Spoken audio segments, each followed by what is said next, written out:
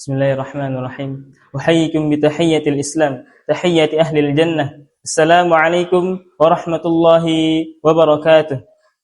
Alhamdulillahil malikil hakim, al-jawaril karim, al-azizur rahim, alladhi khalaqal insana bi ahsani taqwim. Fataras samawati wal arda bi qudratihi, wa tabbaral umura bi hikmatihi, wa khalaqal jinna wal insana illa li'ibadihi. Wassalatu wassalamu ala Muhammadin sayyidil mursalin wa ala alihi wa sahbihi ajma'in. Amma ba'd.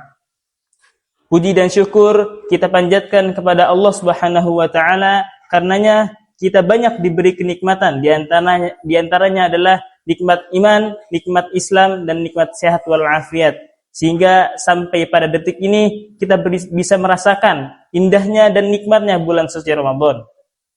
Salawat dan salam semoga selalu tercurah kepada Nabi besar Muhammad sallallahu alaihi wasallam beserta keluarga, sahabat, dan juga kita sebagai umatnya. Amin ya rabbal alamin. Pada kesempatan kali ini Ayah akan membawakan sebuah kultum singkat yang berjudul i'tikaf. Nah, mungkin teman-teman sudah tidak asing dengan kata i'tikaf ini. Apa itu i'tikaf? I'tikaf secara bahasa adalah berdiam diri. Namun secara istilah syar'i adalah berdiam diri di masjid dengan niat beribadah kepada Allah Subhanahu wa taala. Nah, jadi ketika kita berdiam diri di masjid dengan niat karena Allah Subhanahu wa taala, maka itu sudah bisa dikatakan kita sudah beriktikaf.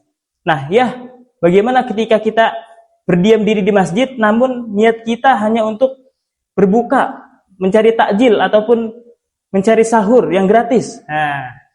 Nah, kita balik lagi ke definisinya, yaitu bahwasannya definisi itu i'tikaf itu bisa terbilang harus ada niat kepada Allah Subhanahu wa taala dalam beribadah di dalamnya.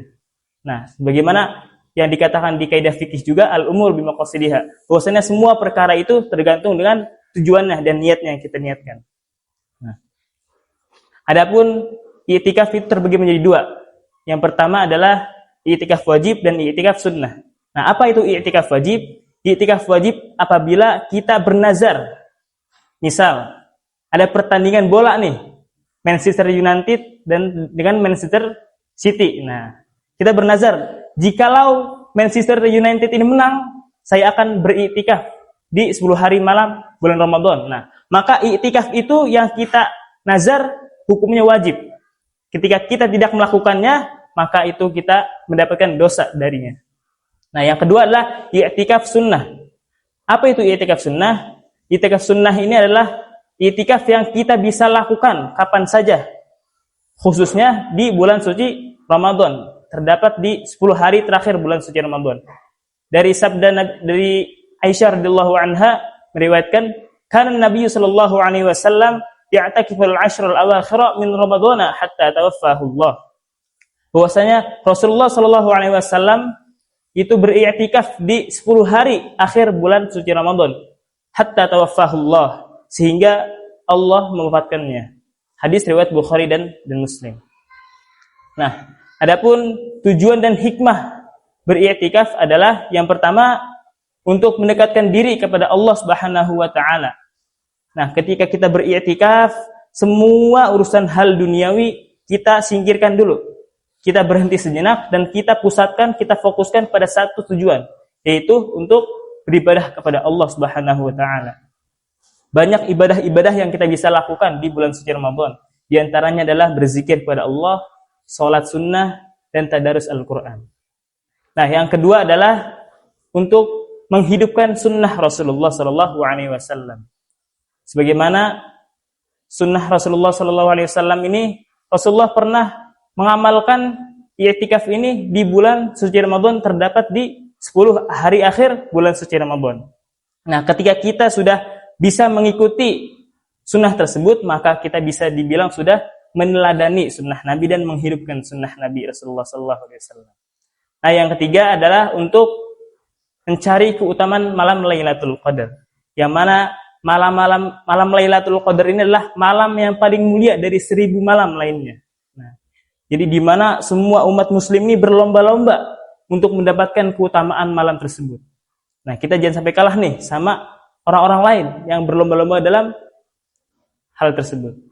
Dan yang terakhir adalah untuk muhasabah diri. Ya. Bahwasannya kita menintrospeksi diri, apa yang kita kurang nih lakukan di masa-masa yang kita sudah lampaui. Ya. Mungkin semoga kita semua bisa mengamalkan amalan-amalan yang positif di bulan Ramadan dan membuat cerita kenangan yang manis pada bulan suci Ramadan. Jangan sampai kita bisa membuat kenangan kepada orang lain namun tidak bisa membuat kenangan pada bulan suci Ramadan. Sebagaimana pepatah bahasa Arab, laisal hajru yu'limuni walakin jamalu dzikrati yahzu qalbi. Bahwasannya bukan perpisahan yang menyakitiku, akan tetapi indahnya kenangan yang mengguncangkan hatiku. Nah, mungkin sekian kultum singkat dari ayah, kurang lebihnya mohon maaf. Billahi taufiq wal hidayah. Wallahul muwaffiq ila aqwamit thoriq. Wassalamualaikum warahmatullahi wabarakatuh.